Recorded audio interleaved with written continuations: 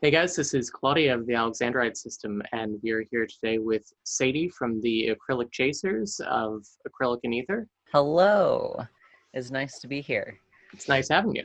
We are here to talk about dating and DID because you guys are in a relationship with another system, the Ether system, and we are married to the Holiday Sock system.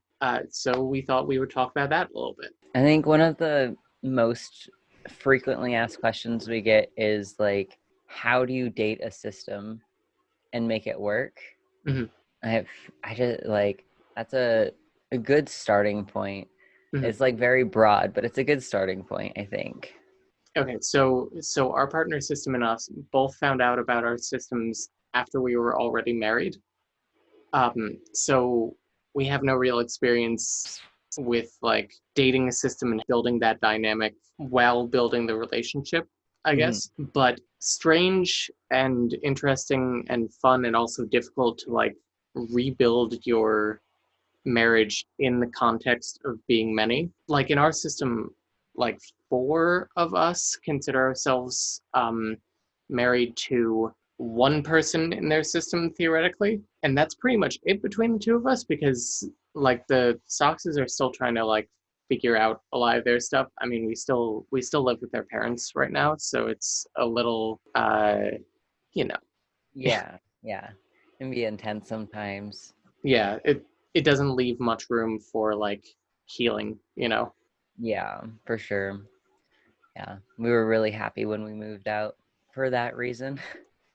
Yeah. Um, yeah, I mean, Ether is the second system we dated. We talked a little bit about Stacy before on our channel. Mhm. Um, and she was like the first system that we dated, and it seemed really good at first. But I think this relationship that we're currently in is pretty healthy. There's not a lot of toxicity going on, and I feel like any relationship, you gotta know that there's gonna be some toxic behavior. Like it's just human nature, honestly. Yeah. Um, but for us, like the communication, we struggle sometimes, but the communication is there. I think that's like the biggest part for us with dating another system is having communication between alters and being able to like voice what you're going through. Yeah, definitely. I mean, that's the thing I always say about like the key to our relationship is just like we talk all the time. Like we never stop communicating about like what we're feeling. And I mean, especially since like we started going to therapy in like 2018 and actually like, acknowledge we have feelings. I mean, what you were saying about like there's toxic behavior in like any relationship to a degree. I think that's really especially true of people who've been through a lot of trauma and especially those who have been through abuse. It's hard to build trust again, and it's also hard to break out of like bad habits that you learned in other relationships. Yeah, definitely. And it's also like you were saying, behavior is learned. And so it's like when you don't know what behavior is toxic in the moment, like that's really easy to bleed over, especially when you've had coping mechanisms for, since you were like 4 years old, 5 years old, that aren't necessarily healthy. Those aren't just going to go away immediately. Yeah, it's a process, and to a degree it's a lifelong process, but it's like I know, I think the thing that makes a lot of long-term relationships worth it is that you grow together. Like the Soxids and us are 100% not the same people that we were when we got together 6 years ago, but we're like the best versions of ourselves currently. Hmm. And I'm sure in 6 more years, we're going to be like, I don't know who those people were, but we're the best versions of ourselves now. I don't know. Like I may be just a big gay, but I think that having a stable, loving relationship is like pretty cool. Yeah, definitely. Like it's a breath of fresh air when you come from a toxic relationship because we were in a poly relationship with Stacy and Ether. Mhm. Like going from the relationship with Stacy to the relationship with Ether, it was a transition from toxic behavior to communication because there was a lot of stress between everybody. Mm. but like it was a breath of fresh air once we learned to communicate, and like everything just kind of started flowing together. So you can definitely feel the difference when you're in a positive relationship. Yeah. So we were in an abusive relationship before we started dating the Soxes, like for a year before that, and then we took a year off, and then we dated the Soxes. And we are also we're also poly, and we were dating someone in early 2019 on and off for like 4 months, which like just that statement alone says a lot about that relationship. I think that the thing that really should have tipped me off about how bad that relationship was is that just like being around Mads and not having to be near this girl for a while was just like, okay, I can breathe again. Hmm. It's rough. Yeah, definitely. And I think when you're in a toxic relationship and, you know, it's not trying to be positive, you know, like we said, we all have toxic behaviors. We're human. When you're in a constantly toxic relationship that nobody's trying to improve, you feel suffocated, so much so that you can't see what's going on in that relationship. It's like it's just blinding until you see something that's like, okay, well that looks way better. What are we doing here? You know? Yeah, Sandra did a video a couple of months ago that touched on a lot of stuff from that relationship, and something that she said was that abuse fucks up your ability to judge what is right to be done to you, Hmm. and it you just cannot think clearly when you are in that sort of situation.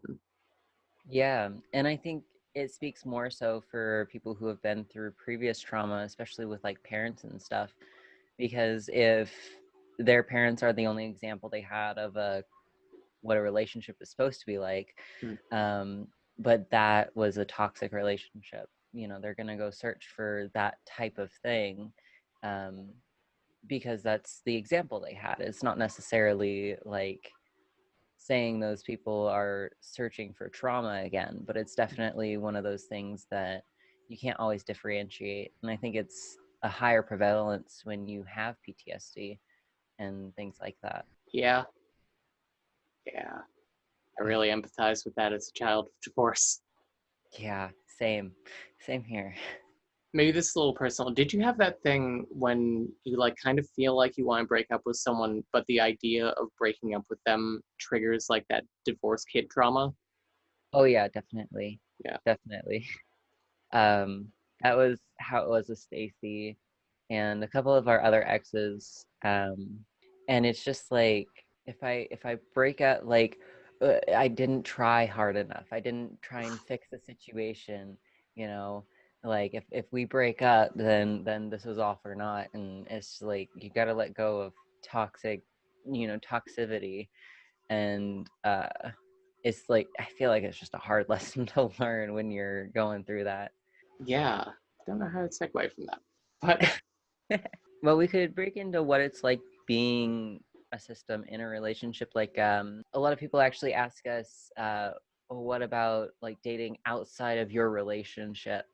mhm, And I feel like that's not talked about a whole lot in the community because it's like, oh, well, it's kind of like I relating to the LGBT community, saying that bi people have a higher chance of cheating.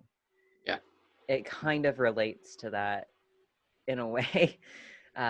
Because you have different alters with different mindsets and different sexualities, Mhm, and you know what's to stop them from going out and finding a relationship of their own. um, People are yeah. fearful of that. Yeah, I mean, to a degree, it's like I guess you can't stop them, but it's like I think that the key to like I mean the key to dating anyone, but especially the key to dating a system is like getting everyone to trust you. Hmm. And like I mean that's easier said than done. But I think that if you have like a solid base of a relationship, even if it's like just a friendship with certain people in the system, like you don't have to date every system member. Um, but I think that if you just have that trust, it's kind of like I I like to think the best of my handmaids generally nowadays, Mhm. and I like to think that if we were in that situation, all, all of us would go, why would we fuck up a good thing, you know? Yeah. And with us, we have enough communication that we know that alters aren't going to go out seeking a separate relationship. Like, it takes a lot of communication to get to that point, but we've gotten to a point where we've all agreed, we're in a monogamous relationship. Mm-hmm. And even, new alters, we have like our little, I don't know what you would call it, but we kind of call it like a code of conduct, Mm-hmm. for being in a relationship as a system. That like we have enough trust and love and dedication to ether system that, or systems, like there's no way that we would search for a relationship outside of this. And so it takes kind of like a certain level of communication to get to that point, but once you're there, I feel like it's a really positive way to think about things. Because like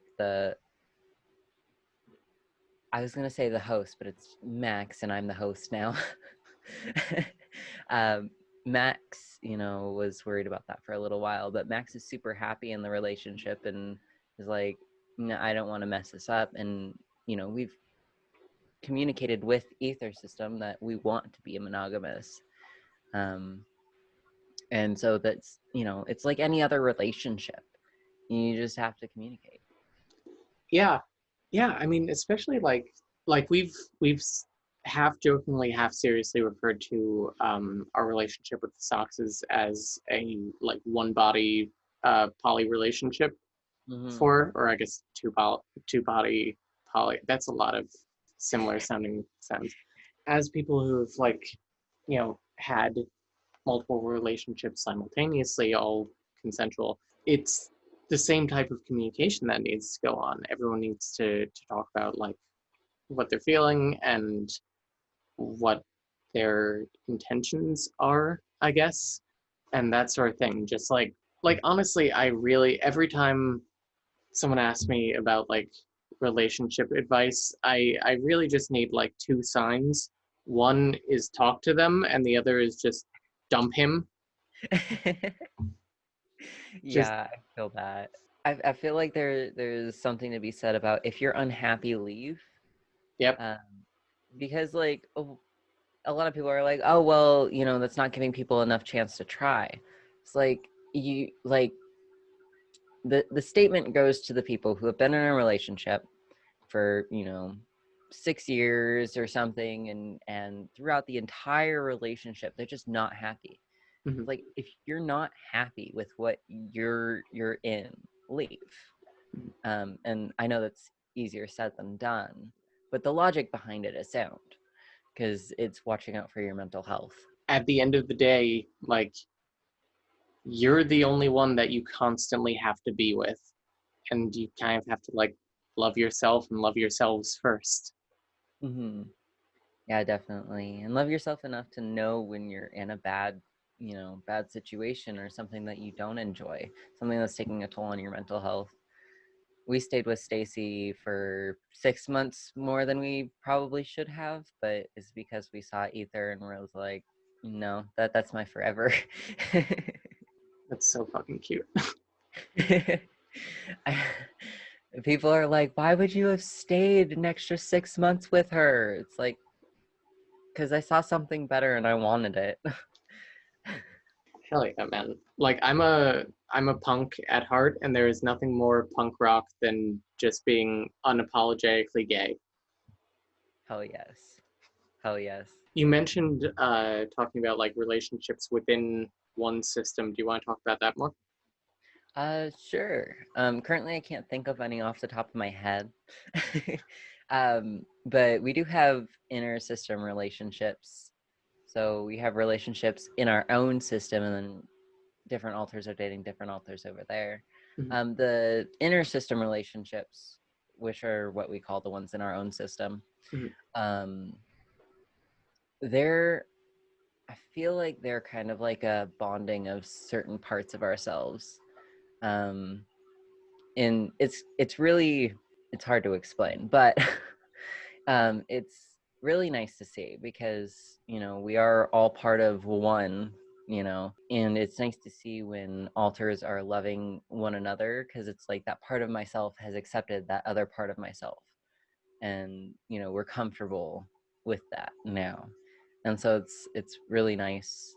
We have, a few relationships in our system, like within our own system as well. Like me and Dice are, I'm gonna say, dating, Hmm. and same kind of with Dice and Camilla, and we're very much in our system people over parts. That's just our philosophy, and it's just kind of another relationship to juggle. It's just, it comes with its own challenges. Like, I mean, it's good to like never have to be away from your partner, but also you are like permanently stuck with your partner forever. And like we've we've had breakups in our system, and that's not been fun. Hmm. um as someone who is part of one of the worst ones, worst breakups, not worst relationships, because I'm back together with them. I don't know, I think it fosters a different sort of, I mean, I guess a different sort of communication, but also a different sort of relationship than an external relationship, because you need to accommodate for different things. You need to, I mean, we are a 1B system, or like theoretically a 1B system. We don't have like a paper diagnosis, but our therapist like, yep, we have a lot fewer barriers than live DID systems. And the fact of the matter is that a lot of us can kind of essentially read each other's minds. Hmm. So you have to kind of, you both get to factor that into your communication, but you also have to accommodate for that. And you also have to remember that just because your partner theoretically can read your mind doesn't mean that they should have to. Yeah. No, that makes a lot of sense. We've also had a couple breakups in our system, and I think it kind of it's kind of funny. I'm not gonna lie, it's kind of funny. So Ashley and Ella, and sorry, Ashley and Xander, um, they were together for like a year and a half, and they got married and everything, and it was awesome, and they had a kid. But a little bit later, Xander was like, I am gay, and this is not working any longer. And like I say it's funny because Ashley laughed. Mhm. She like laughed out loud. She's like, "We have a kid and now you tell me?" And so she was just laughing. So it wasn't too bad of a breakup on that end. But we have had a really rough breakup with Honey and Chloe. And we've talked about both of them on our channel before. One in the Stacy video, and Chloe actually did our Why You Don't Want DID video. And that was a hard breakup because like they were the staple mark of relationships in our system, and it was like, you guys are amazing together and you guys talk all the time and it's fantastic, and like I don't even know exactly what happened. I just know that it was a really rough breakup, and a lot of our system members didn't even know how to like really cope with it because they were like, but they're the moms of the system, like they're not supposed to break up. Yeah. And so I feel like it brought up some of that divorce trauma again. Yeah, mom and dad are breaking up all over again. Yeah, exactly. Yeah. In our system, Sandra and Ellen got together like immediately after system discovery. They were real stable for a long time, and then Sandra started getting mentally worse. She wasn't doing very well mentally. And she started lashing out, and then all of a sudden this very stable relationship is just, it's gone. It's in pieces because Ellen isn't going to take that shit. Hmm. And it's triggering in a lot of ways, especially for, the people in here who are, specifically a result of childhood divorce trauma. And I don't know, it's like, so I can't tell just one story. I always tell 5 fucking nesting doll stories. It's But okay. when Camilla and Dice in our system got together, they're both very close friends with Audrey, and Audrey expressed some like serious discomfort at the idea of them getting together because, as she said it, right now I have 2 best friends, and if they break up, I'm not going to have 2 best friends. I'm going to have one best friend and one best friend, Right. and it's. I mean, I've seen that exact thing play out in you know just our friends in real life. You know what I mean by that. Yeah. Um, where like our 2 friends were together for a couple of years, and then all of a sudden they break up, and one of them just goes a separate way, and the other one gets all the friends. And it's like I I liked that one too. You know, Yeah. I hate when you have to choose sides. mm. Choosing sides is like the worst. It's just so unfair. It is. And I think that goes for anything, friendships, parents, inner world relationships. It's like I don't want to have to choose, who I continue to hang out with. I'm going to hang out with both of you still. And some are very like stubborn. Well, like I'm hanging out with both of you. You either have me or you don't. Mm. And so like that in itself sometimes creates drama. Honestly, good for them. Yeah, Like it takes a lot to like stand up for yourself in that way. I think the littles are mostly the ones that are just like, no, I'm not gonna stop hanging out with Auntie Ashley or Uncle Xander. They're both going to get harassed by me and Legos put on their floor. Littles are just great. Like Yeah. sometimes you gotta stop and go like, yeah, littles. But it's difficult in ways that other relationships are, but it's rewarding in a lot of other ways that other relationships aren't. That definitely makes sense to me. I can't really like put into words, but I like understand that sentiment and where it's coming from. So, and I think if people are planning on like dating a system, even like systems to other systems or singlets to systems, be aware that we have trauma. Yeah. And it's not always going to be easy to talk to us. Like, I think it was Ethel who did our last video talking about not being able to speak about issues that are going on. And that's, happening now. That's things that are being brought back up to the surface. Mhm. And it's like communication, while is great to say, just communicate with each other, is not always going to be there when you're with a trauma survivor. Yeah, unfortunately, communication is sometimes going to be like pulling teeth, and sometimes you are going to have to pull those teeth if you like value this relationship, but eventually you won't have to so much. Mm-hmm. And I think we got to the point the other day where Ether was like, well, if I bring this up, I'm going to upset you. And we're like, okay, upset us. Make us upset, make us cry. I don't care. Like, at least we're talking. Yeah. Um, and so like that's a conversation that, I mean, we've been together for almost 5 years. Mhm. We're going to get married on our 5th-year anniversary. Um, like, this is the first time communication's really been an issue with us. Mhm. Um, so working through issues, like, it just comes with the territory. It's always hard when you start like feeling that like right before commitment like Mm-hmm. that. It's I always feel like I'm not a fate person, but sometimes I feel like the universe conspires to be like here you go, here's the last like test here before. Yeah, let me make you second guess yourself. Yeah. And it's like, no thanks. I don't no, an avocado, thanks. uh the Arrested Development, I don't want these.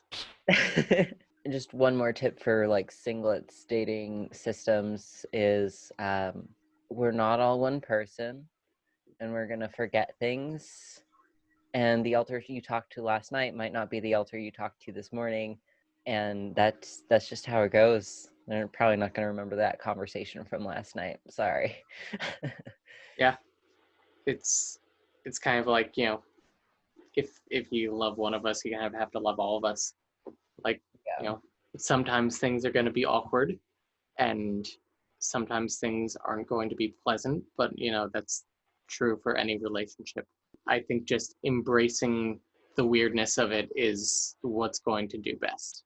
definitely. Weird people with weird people equal weird, happy relationships. I'd rather be weird and happy than have to fake who I am and be miserable. Yeah, God, ain't that the queer motto? With like with trauma and relationships, I always think about something our friend Gianni System said um, about how people in the early stages of recovery are existing in the only way they know how, and I I think that some people have relationships in the only way they know how to. Sometimes it's just working on finding a better way to exist. Yeah, definitely. I think when trauma survivors, especially when it involves like family members and living in an abusive household, they only have one way of looking at relationships. It's like children are impressionable. That's what they see and expect to happen. Um, so that's like, I'm not saying that all trauma survivors search for bad relationships, but a lot of them go through the trial of being in toxic relationships and learning that it's not normal and that they deserve better. Yeah, sometimes it takes people a lot longer than others, but I do feel slash hope that everyone eventually realizes that they deserve to have good things for themselves and not Mhm. just what they want to be good things. Yeah, as much as a lot of people try, you can't wish a good relationship into existence if the other person isn't willing to cooperate. Mm, um, if you're putting in all the effort and the other person is doing absolutely nothing, like have a talk about it. And if nothing's going to change, you got to think about what's best for you and love yourself enough to know that that relationship isn't for you. yeah, sometimes you gotta know when to walk away. I think that's like one of the hardest things that people can learn is like how to walk away. Mm. Thanks so much for watching, guys. Acrylic and Ether's channel will be in the description below. We are also going to be in a video on their channel, which should be up now as well. So go and check that out too. Bye, guys. See you next time. Bye.